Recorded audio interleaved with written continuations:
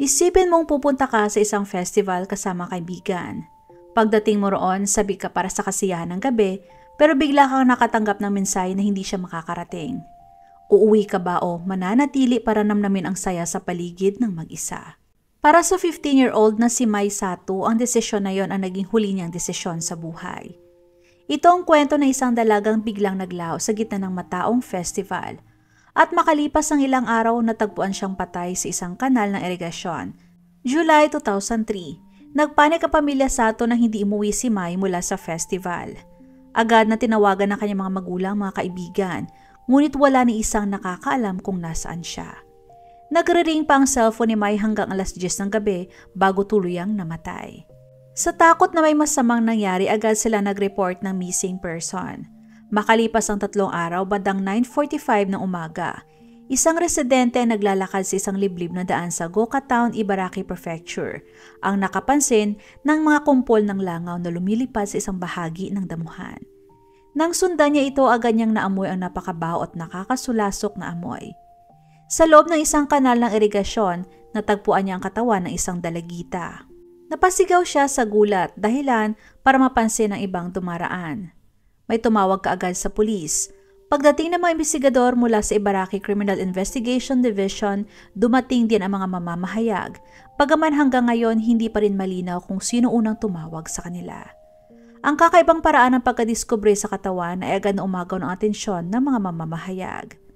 Nagsisiksikan sila para mauna sa balita. Mabilis na lumabas ang ulat sa mga palabas sa TV sa Japan at doon mismo nalaman ng pamilya Sato ang tungkol sa pagkamatay ni Mai. Hindi ito mula sa mga pulis kundi mula sa balita. Ang munting pag-asang pinanghahawakan nila ay tuloy na basag sa isang iglap. Nagmamadali silang bumiyay pamputang Ibaraki. Ngunit kahit nakatayo na sila sa malamig at tahimik na silid, nakatingin sa puting kumot na nakatakip sa bangkay, hindi pa rin nila kayang tanggapin ang katotohanan. Nang dahan-dahang itaas ng doktor ang kumot, nagkatotoo ang pinakanakakatakot nilang pangamba, si Mai ngayon. Ayon sa pagsusuri ng doktor, ang sanhi ng kanyang pagkamatay ay pagkakasakal gamit ang lubid. May mga pasa sa kanyang mga kamay at hita, hindi galing sa lubid kundi tila marka ng mahigpit na pagkakahawak ng isang tao. Pinaghinalaan ng mga pulis na siya ay dinukot at pinaslang. Ngunit may kakaiba dahil may bahagi ng kwento na hindi tugma. Hindi tulad ng karamihan sa mga biktima ng pagdukot, walang nakita mga sugat sa katawan ni Mai na senyales ng panlalaban. Nang suriin ng mga investigador kung siya ay ginahasa, wala silang natagpuang ebidensya dahil walang similya o DNA sa pribadong bahagi ng kanyang katawan. Kaya lalo lang dumami ang mga tanong. Kung siya ay sinakal, bakit hindi siya lumaban? Bakit kailangan gumamit pa ng lubid at sino nga ba talaga si Mai? Si Mai Sato ay pinanganak noong 1988 sa isang pamilyang may ina na Hapon at amang Jordanian. Madalas mapansin ng mga taong kanyang kakaibang ganda dahil mabibilog ang kanyang mga mata at maamong mukha. Nakatira siya sa Nishi Takenutsuka sa Adachi Ward ng Tokyo, kasama ng kanyang ina at nakakatandang kapatid na lalaki, habang kanyang ama ay nagtatrabaho naman sa Osaka. Kahit malayo, palagi siyang bumibisita at tumatawag araw-araw ng walang palya. Ang init ng pagmamahal sa kanilang pamilya ang humubog sa dalawang magkapatid para sila'y maging mabait at masisipag na tao. Noong pumasok si Mai sa Tokyo Metropolitan Yuno High School noong 2003, gumawa siya ng isang desisyon na nagpapakita ng tunay na pagkatao niya. Habang mga kaklase niya ay malayang gumagastos ng pera ng kanilang mga magulang, si Mai naman ay gustong kumita sa sarili niyang paraan. Nagtrabaho siya bilang part-timer sa isang tindahan ng damit malapit sa Suka Station at nakilala siya roon dahil sa kanyang kabaitan maging sa mga customers. Kapag may mga kasamahan siyang tinatamad magtrabaho, tahimik na inaako ni Mai ang kanilang gawain at hindi kalman nagrereklamo. Sa paaralan, ganon din siya, kaya mahal siya ng lahat. Masayahin, palakaibigan at laging handang tumulong sa iba si Mai. Maraming lalaking gustong manligaw sa kanya, ngunit mas pinili ni Mai na mag-focus sa pag-aaral. Maayos niyang tinatanggihan ang mga manliligaw, ngunit nananatiling magiliw at magkaibigan pa rin sila. Ang tunay na kaligayahan ni Mai ang simpleng paglabas kasama mga kaibigan, panonood ng pelikula, pamimili ng mga cute na accessories at pagkain ng dessert pagkatapos ng klase. Noong linggo ng July 6, 2003, nagsimula ang araw na parang karaniwan lang. Ang kanyang ina at kuya ay bumiyay papuntang Miyagi Prefecture upang dalawin ang kanilang mga kamag-anak. Dapat sana ay sasama si Mai, ngunit dahil darating ang kanyang ama mula sa Osaka nung weekend na yon, pinili niyang manatili sa bahay upang makasama ito. Bandang tanghali, sinabi ni Mai sa kanyang ama na makikipagkita siya sa isang kaibigan para mamili sila ng mga bagay na talagang kinahihiligan niya. Bilang isang nag-aalalang ama, pinaalalahanan siya na umuwi ng maaga. Nangako si Mai sa ama na uuwi siya na hindi lalagpas ng 9:00 ng gabi. At yun ang huling mga salitang narinig ng kanyang ama mula sa kanya. Sumakay si Mai ng tren mula Takinutsuka Station papuntang Suka Station kung saan siya nakipagkita sa kanyang kaibigan, isang 20 taong gulang na babae na nagtatrabaho rin sa parehong tindahan ng damit. Kahit halos araw-araw silang magkasama, halos hindi sila nauubusan ng pagkakwentuhan. Nag-lunch sila sa isang fast food restaurant, pagkatapos ay ginugulang hapon sa pamimili ng mga accessories at pagpili ng mga bagong damit. Bandang 6:00 ng gabi naghapunan sila at pagkatapos ay bumiyahe mula North Suka Station papuntang Kushigaya West Station. Habang lumalalim ang gabi, pinagmamasdan nila ang pagdilim ng langit at pagningning ng mga ilaw ng lungsod na tila mga ilog ng bituin sa gitna ng syudad. Sa isa pang tindahan ng damit, pareho silang pumili ng magkaparehong itim na pang-itaas. Si Mai ay bumili rin ng itim na pantalon. Sobrang masaya si Mai sa bago niyang damit kaya agad niya itong isinuot at isinilit ang dati niyang suot sa isang pulang plastic bag. Pagkatapos nila magpaalam sa isa't isa, tumungo ang kanyang kaibigan sa Shenden Station habang sinabi naman ni Mai na makikipagkita pa siya sa iba pang kaibigan. Sumakay si Mai ng tren at bumaba sa Yatsuka Station. Malapit sa platform, napansin niya ang maraming tao na nakasuot ng yukata traditional dress at lahat ay patungo sa isang direksyon. Mga 200 meters mula sa istasyon ay naroon ang Shizaki Shingen Shrine na karaniwang tahimik at payapa. Ngunit nung gabing yon napuno ng mga ilaw at tawanan ang lugar dahil sa nagaganap na summer festival. Gusto ring maramdaman ni Mai ang saya at hiwagang dala ng okasyon. Ang mga summer festival ay sagradong bahagi ng Japanese culture. Mga gabing mainit ang simoy ng hangin at maliwanag ang mga bituin, kung saan naging magkaibigan ang mga estranghero dahil sa sabayang awitan at sayawan. Sa mga daan ay nakahilera ang mga tindang pagkain habang ang mga parol ng papel ay nagbibigay ng gintong liwanag sa paligid at may makukulay na fireworks. Plano ni Mai na makipagkita sa mga kaibigan niya bandang 7:00 ng gabi. Maaga siyang dumating kaya naglibot muna siya sa mga tindahan. Pinapanood ang mga taong naglalaro ng mga tradisyonal na laro tulad ng Kingyo Sukui, ang paghuli ng goldfish gamit ang papel na salaan. Habang naglalakad siya, tumunog ang kanyang cellphone. May natanggap siyang mensahe na tuloy nagbago ng lahat. Ayon sa mensahe, pasensya na, mukhang hindi ako makakapunta sa festival. Kanselado ang isa niyang kaibigan. Kaya naman sinubukan pa niyang kontakin ng isa pa. Ngunit walang sagot, hindi siya sinagot sa tawag pati sa text. Sa halip na hayaan ang pagkadismaya na sirain ang kanyang gabi, napagpasya ni Mai na i-enjoy pa rin ang festival. Dahil ganun si Mai, laging positibo, matatag at masaya siya kahit na mag-isa lang. Ayon sa mga testigo, nakita nila nakikipag-usap si Mai sa isang babaeng nakasuot ng pulang damit, ngunit walang nakakaalam kung anong pinag-uusapan nila o kung ano ang nangyari pagkatapos. Bandang 8:00 ng gabi huminto si Mai sa isang tindahan ng kakikori or shaved ice na pinapatakbo ng isang 17-year-old na dalagita. Nag-usap silang dalawa at agad na nagkapalagayan ng loob. Nang tanungin ni Mai kung anong oras nagsasara ang tindahan, sinabi ng dalagita ang oras. Ngumiti si Mai at sinabi na, tutulungan na lang kita, ang bait mo kasi sa akin. Sa loob ng halos isang oras, tumulong si Mai mag-serve sa mga customer at hindi siya tumanggap ng kahit na anong bayad. Masigla niyang binabati ang bawat tao, nagbibiro para gumaan ang pakiramdam ng lahat, at kumilos na parang siya mismo ang may-ari ng tindahan. Paulit-ulit siyang pinasalamatan ng may-ari dahil labis siyang naantig sa kabutihan ni Mai kahit na hindi naman sila magkakilala. Bandang 9:00 ng gabi tumunog ang cellphone ni Mai. Maikli lang ang tawag. Dahil sa ingay ng tao at music, hindi niya gaanong marinig ang kausap. Pagkatapos niyang ibaba ang tawag, nagpalitan sila ng contact information ng nagtitinda ng kakikori bago siya naglakad paalis. Mula doon, naglakad siya papunta sa isang convenience store malapit sa lugar, hawak ang cellphone sa tenga.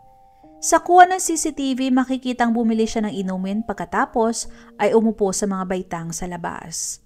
Marami nakakita kay Mai sa labas ng tindahan. Halatang kinakabahan. Paulit-ulit na tinitignan ang cellphone at tumatawag. Halatang may hinihintay siya. At yun ang huling beses na nakitang buhay si Mai. Sa kanilang bahay, labis na nag-aalala na ang kanyang ama. Nangako si Mai na uuwi siya na hindi lalagpas ng alas 9. Pero nang dumating na ang alas 10 at direktang sa voicemail na napupunta ang tawag sa kanya, napalitan ng matinding kaba ang pag-aalala.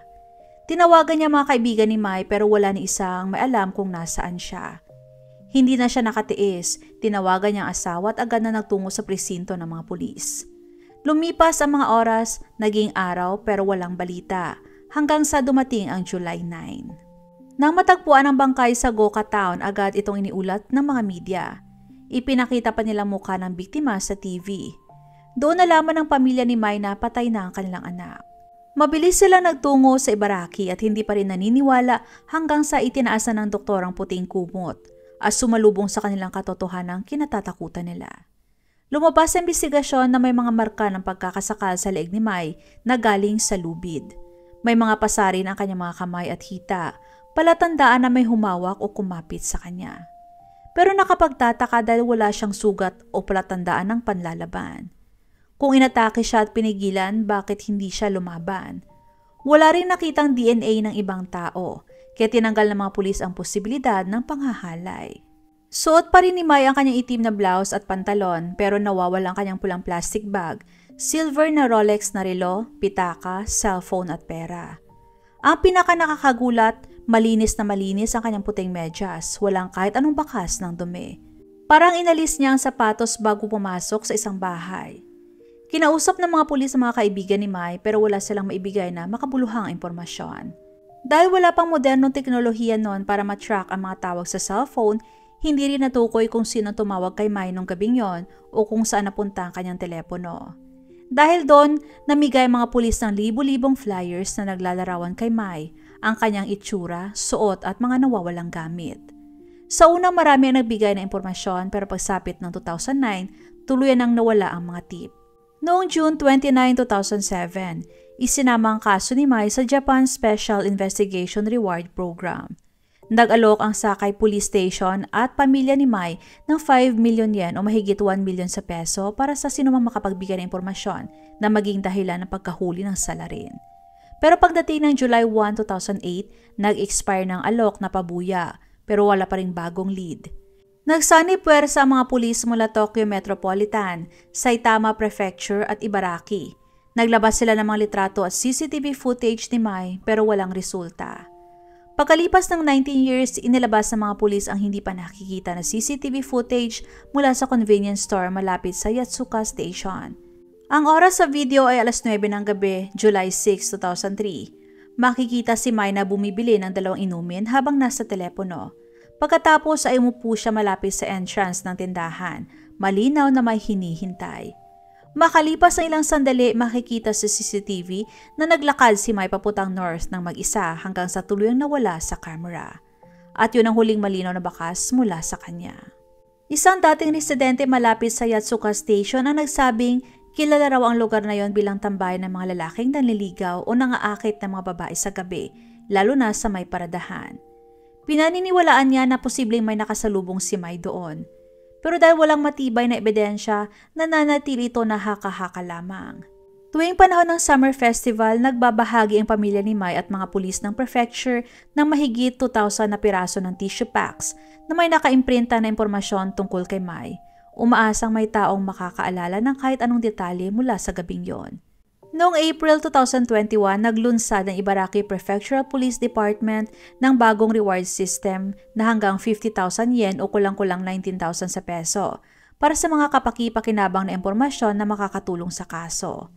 At nitong June 2, 2025 lamang, itinaas ang pabuya para sa impormasyon tungkol kay Mai sa 10 million yen o humigit kumulang 3.8 million sa peso na pinondohan ng Himawari Association, isang samahan ng pamilya at individual na may kaugnayan sa mga hindi pa naresolbang kaso.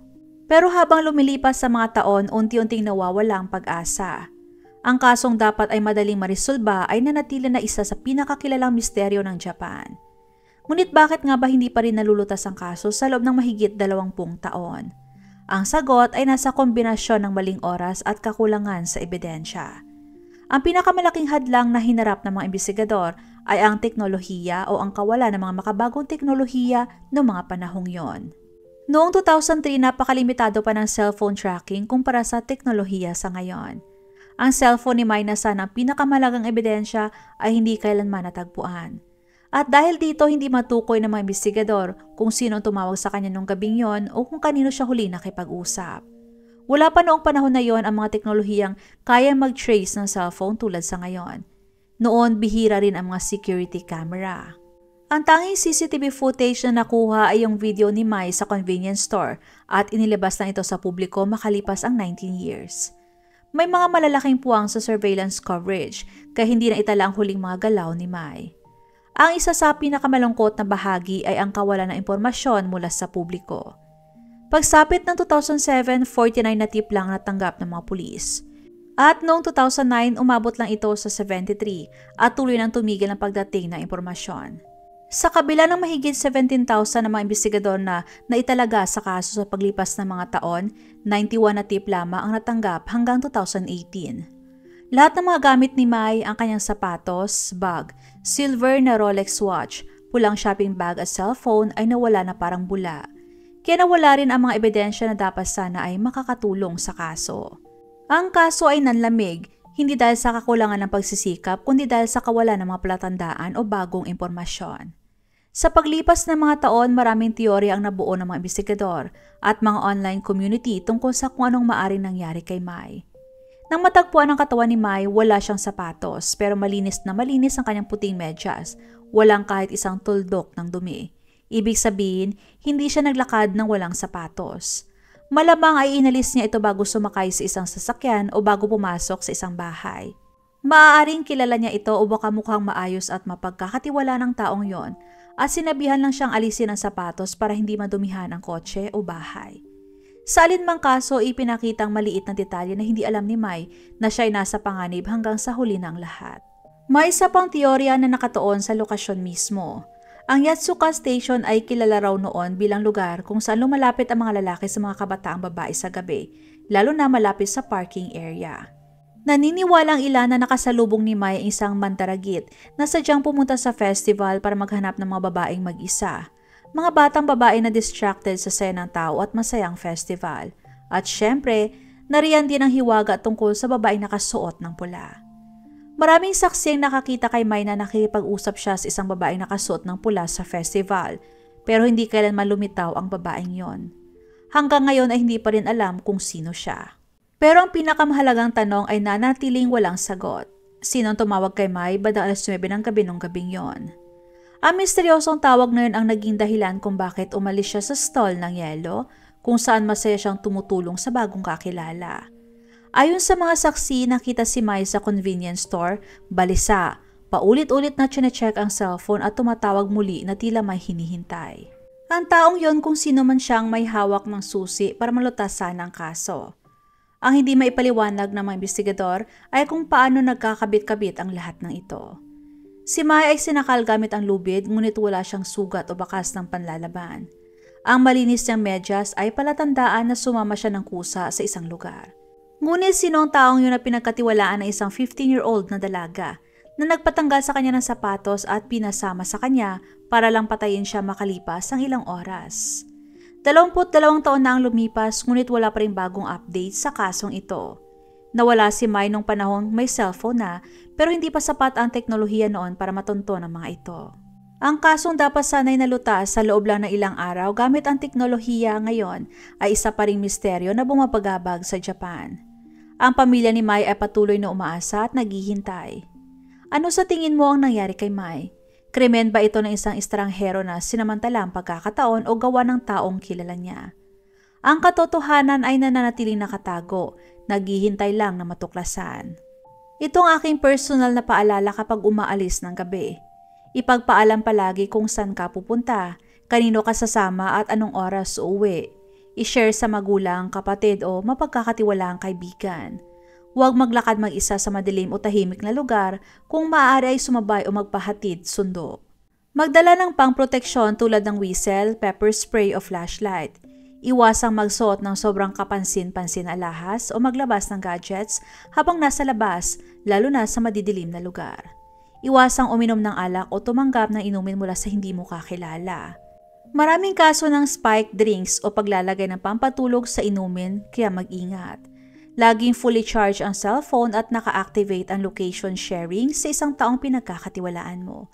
Kung may nararamdaman kang kakaiba o delikado, umalis agad at pumunta sa lugar na maraming tao. Huwag isipin na nahihiya ka o overacting, ang kaligtasan mo ang mas mahalaga. Ito naman ang payo ko sa pakikitungo sa mga estranghero o bagong kakilala. Huwag basta magtiwala ka agad. Kahit mabait o magalang tingnan, tandaan na hindi mo pa rin sila lubos na kilala. Iwasan ang pagsasabi ng personal na impormasyon tulad ng iyong address, kung saan ka nag-aaral, daily routine o kung mag-isa ka lang sa bahay.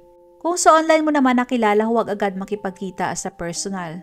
Kung kailangan, gawin ito sa pampublikong lugar at ipaalam kung kanino ka makikipagkita.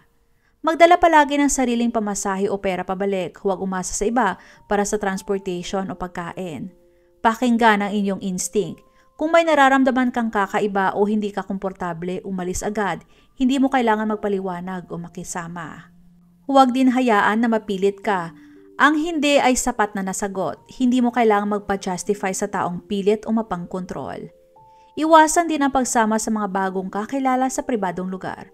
Piliin ang mga pampublikong lugar kung saan maraming tao at may CCTV. Itong huling paalala ko, ang pagiging maingat ay hindi pagiging paranoid. Ito ay pagpapahalaga sa sarili at sa iyong kaligtasan. Mas mabuti na mag-ingat kaysa magsisi at tandaan, hindi mo kailangang mag-isa. Kung may nangyaring kakaiba o delikado, magsumbong agad sa pamilya, kaibigan o otoridad.